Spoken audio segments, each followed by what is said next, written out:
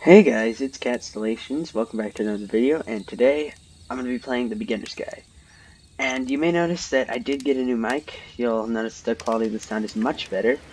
And this is kind of the beginning of me trying to do better with my videos. Gonna start using this new mic, editing my videos more, just putting more time and work into them. And yeah. So, let's begin. And by the way, it's probably going to go in the thumbnail, but this is my favorite game of all time. I will fight you on that. But I'm going to act like I haven't played it before. Yes, audio is definitely on. I know how to control. Hi there. Thank you very much for playing The Beginner's Guide. My name is Davey Reedon. I wrote The Stanley Parable, and while that game tells a pretty absurd story, Yes. Today I'm going to tell you about a series of events that happened between 2008 and 2011. And I will be playing The Stanley Parable. We're going to look at the games made by a friend of mine named Coda. Now, these games mean a lot to me. I met Coda in early 2009 at a time when I was really struggling with some personal stuff, and his work pointed me in a very powerful direction. I found it to be a good reference point for the kinds of creative works that I wanted to make. So just to start you off, this is, I think, the first game he ever made. It's a level for Counter-Strike. Yes. You can walk around here, by the way. Pretty sure Counter-Strike And is mostly it's just Coda learning the basics of building a 3D environment. But what I like is that even though he starts from the simple aesthetic of a desert town, he then scatters these colorful abstract blobs and impossible floating crates around the level. And of course, it destroys the illusion that this actually is a desert town. Why? And instead this level becomes a kind of calling card from its creator. It's like a reminder that this video game was constructed by a real person. And it kind of makes you wonder, what was going through his head as he was building this? Yeah, I'm starting to wonder. This is what I like about all of Coda's games. I mean, not that they're all fascinating as games, but that they are all going to give us access to their creator. I want us to see past the games themselves.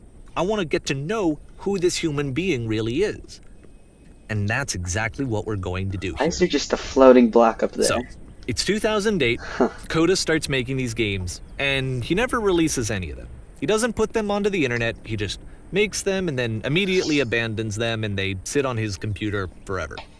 And I think he really understood this image of himself as a recluse. At one point, he jokingly renamed his computer's recycling bin to Important Games Folder. So, you know, this was just how he worked. He tended to crank them out one after the other without even really pausing to try to understand what he had just made, until suddenly one day, he just stopped. Oh no. In 2011, that was it. He made his last game, and then he hasn't made another one since. Okay.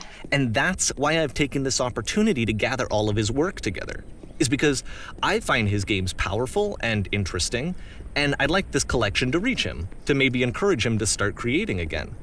And if the people like you who play this also happen to find his work interesting, then I'm sure it'll just send that much stronger of a message of encouragement to Coda. Say that right now. So thanks for joining me on this. If you have a particular interpretation that I haven't mentioned here, or if you just need to get in touch, you can email me at daveyWreden@gmail.com. Wait, what? Okay, that's about it for introduction.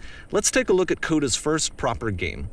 As each game is loading, I'll show you the date that it was completed. This first one was made in November 2008.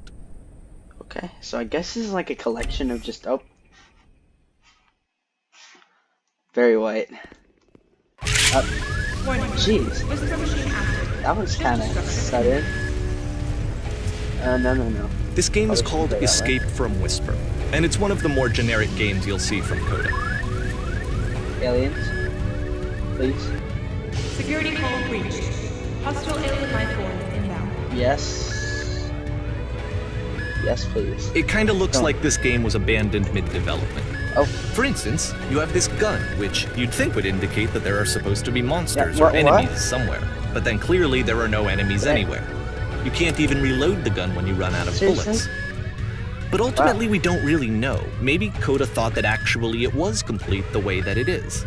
And I think that we should talk about his games for what they are, rather than for what they're not. Enemy force neutralized. Oh, Begin ship evacuation. I love how you can see the bottom of the universe this from is this cool. room. Oh wow, doesn't even bother to put the, at least a little bit. Oh. Oh no, not a maze. Seriously? I'm bad at mazes. Apparently, this space station has a labyrinth on it. Why? Sure, I don't know. There's really no reason for it that I've ever been able to discern, so in the interest of time, I'm just gonna skip No, you on I this. want to try to beat it. Nah. So, who thinks to himself when building like a space station like this?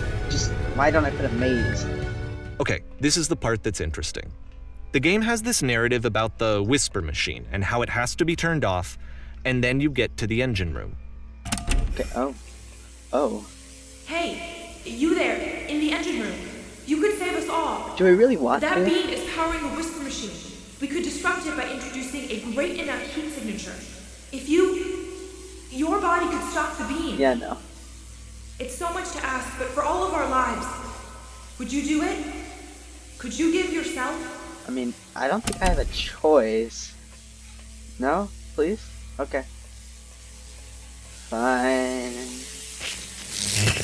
And I'm dead. Let me There we pause go. here for a second. What you just experienced, stepping into the beam and then dying, is probably what Coda had initially intended when he was developing this level. Yeah. But when he first compiles and plays it, something goes wrong. There's a bug somewhere. And this is what happens instead. Oh. And... What? Okay. Ooh. Oh, okay. So... The beam causes you to start floating.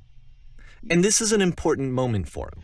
Because yes, this is technically a glitch, Cool. but Coda identifies something human about it. Like how small it makes you feel in the face of this larger chaotic system. Or this floating could be the afterlife, a peaceful place, juxtaposed against all of the hysteria that you've just had to traverse. Yeah, I get that. I don't even know. I have no idea what he was thinking, but what's clear is that after making this, something lodges itself in his brain. He wants to do more of these really weird Yes. and experimental designs. Yes. Please. So he stops work on this and moves on to a stream of tiny little games that go in all sorts of directions. Let's go ahead and take a look at the first game he made after leaving this one behind. Okay, yeah, let's do it. Also, I don't know how I was supposed to ever get through that maze. Okay. What? Oh, the past was but... Can I not move forward? No, W, A, and D, I can't use them. The past Yep. was behind In here. this game, you can only walk backwards. That's actually a cool concept. Past was behind her. But the future So could it's a not be short seen. and relatively minimalist experiment combining motion and narrative. It is less advanced than the previous game, but actually it seems to be more focused, more complete. Why does Coda's trying to give it a unique you're voice right. rather than simply basing it on a pre-existing trope. Why does the future keep changing? I don't know. Okay. When she stops and looks, it becomes clearer.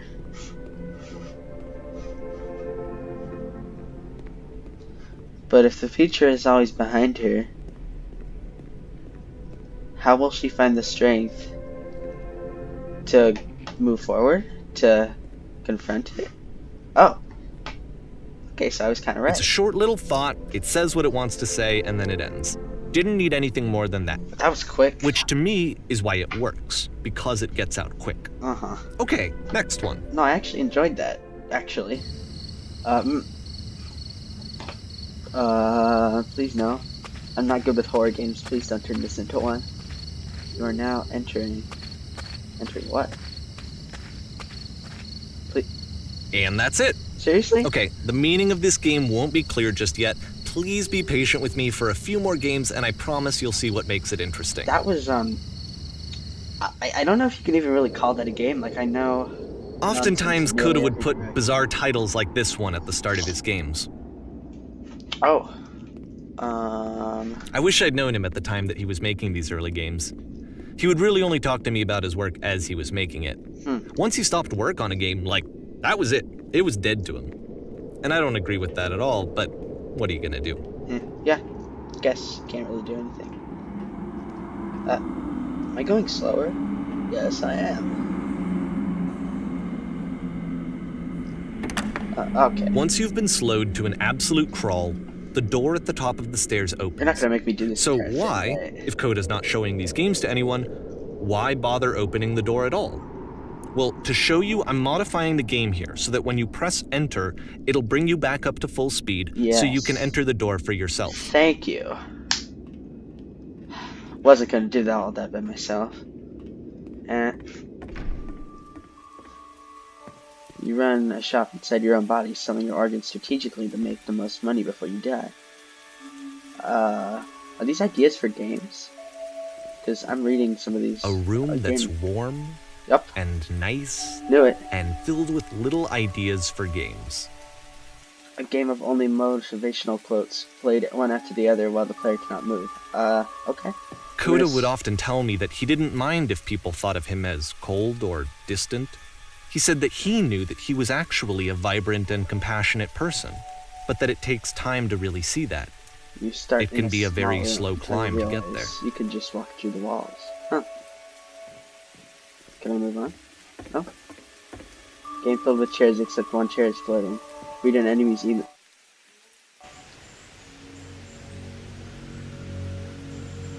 Huh. Pretty set. What? Okay. It's called Ready Set Fish, so I expect there to be some fishing.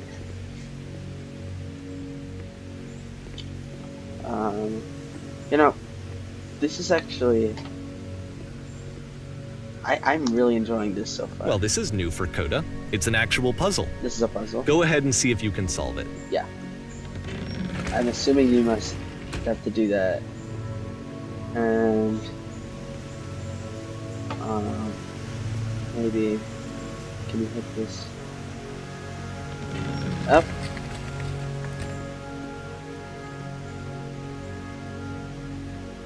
And then... Now what? Oh! Okay. Don't forget that solution, because we're going to see this puzzle again soon. Okay. We're gonna see it a lot. Oh, that wasn't that hard. It's kind of a pathetic puzzle. So that seems to be it, right? Yeah, you walk down a corridor, so. you solve the puzzle, you get to the end. Simple enough. Alright, now I'm going to modify the game again, so that when you press enter, it'll remove all of the walls from this room. Okay, I don't see how that's gonna help, but... Whoa! Okay then. That's a lot. How about that? There was more to it than we had any way of knowing. I actually find it funny that this game comes after the Stairs game, since they essentially convey the opposite idea. So, in the Stairs game, a dull exterior concealed a rich interior. And then, in this level, a dull interior hides this fantastic outer world. Yeah. Either way, I think that the point is the same, is that most of the time you don't get to know what you're missing, or even that you're missing anything. That's not your role as a player. So if your role here is not to understand, then what is it? I don't know. That is cool. That is cool though. Again?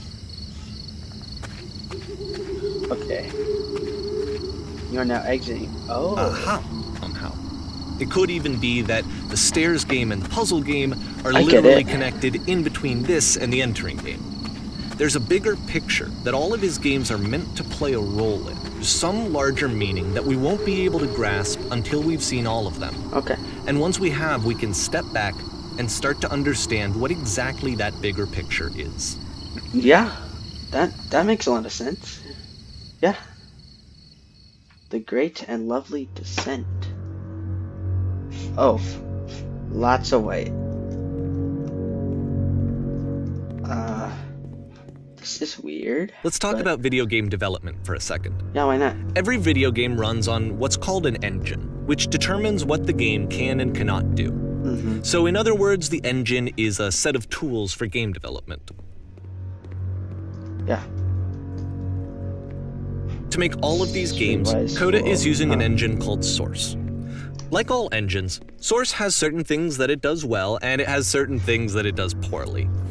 One of the things that it does very well is boxy linear corridors. Yeah. That's why so many of Coda's games are set in these large, flat, empty rooms, is just because he's working with what the engine does well. Yeah.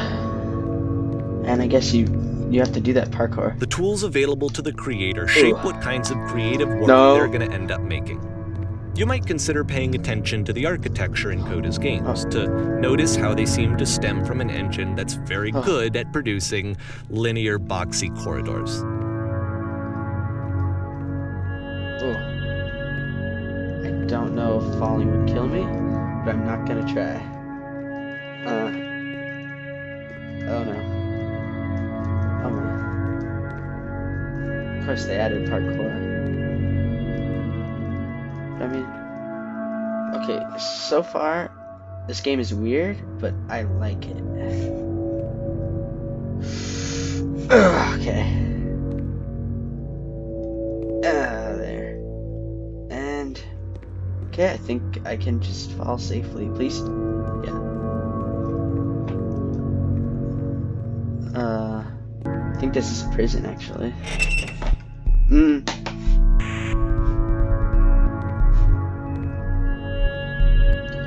Kind of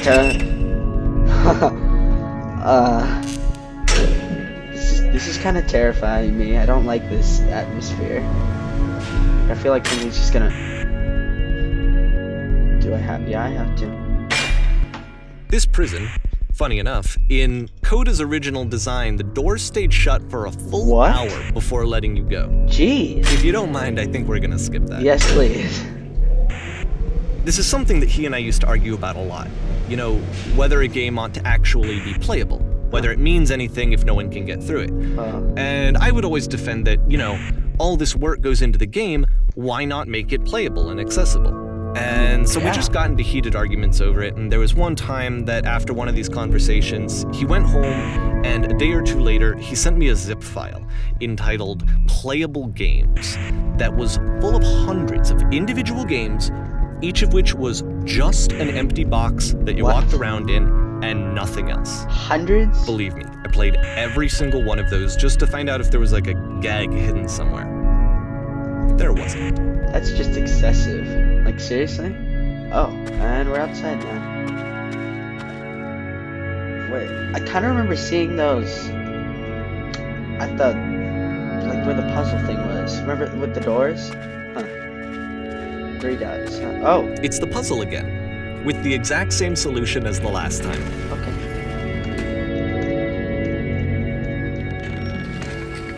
And lever.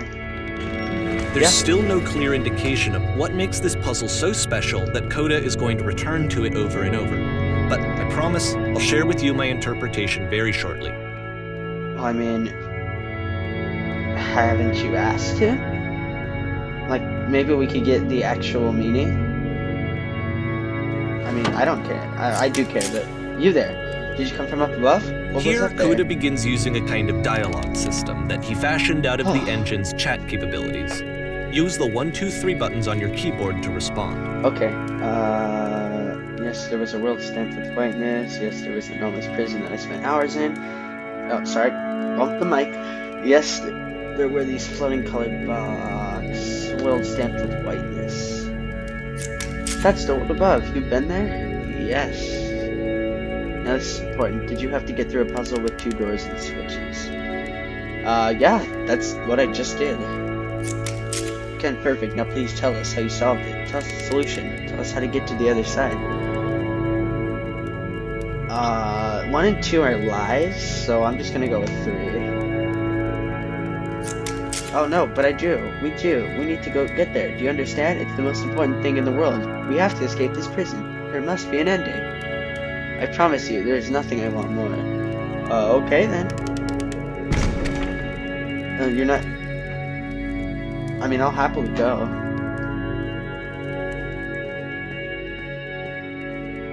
Oh, wait, what? I'm just here. Yes, but... What? Okay. No, I've been right here this entire time. I suggest you go and see the puzzle sometime. It's not meant to be solved, but you can sit in the black space in the middle. Why is the puzzle so hard? It's not. Like, why did they portray it as being so hard?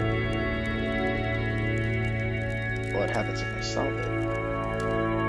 I'm not sure, but if I have any suspicion, what you find won't be worth it, what it takes to get there. Oh, you're just gonna cut off my reading like that? I see how it is. Well, that was a long spiral staircase. So this just comes to like the outside world now? Because I'm assuming that's what this is. Yep. Can I go back? Dang it! Oh. It's a lamppost. Okay, Yeah. I can't tell you quite why, but for some reason, Coda fixates on this lamppost. It's going to appear at the end of every single one of his games from here on out. Okay. I'll tell you what I think. I think that up to this point, you know, he's been making really strange and abstract games with no clear purpose, and maybe you can only float around in that headspace for so long. Because now he wants something to hold on to. He wants a reference point. He wants the work to be leading to something. Yeah. He wants a destination, which is what this lamppost is. It's a destination. We're going to see it in the work as well. His games are just going to become a lot more cohesive, a lot more fully developed, with more of a clear idea behind them. Okay. And as we go, that idea will get clearer and clearer and clearer. Yeah. Okay.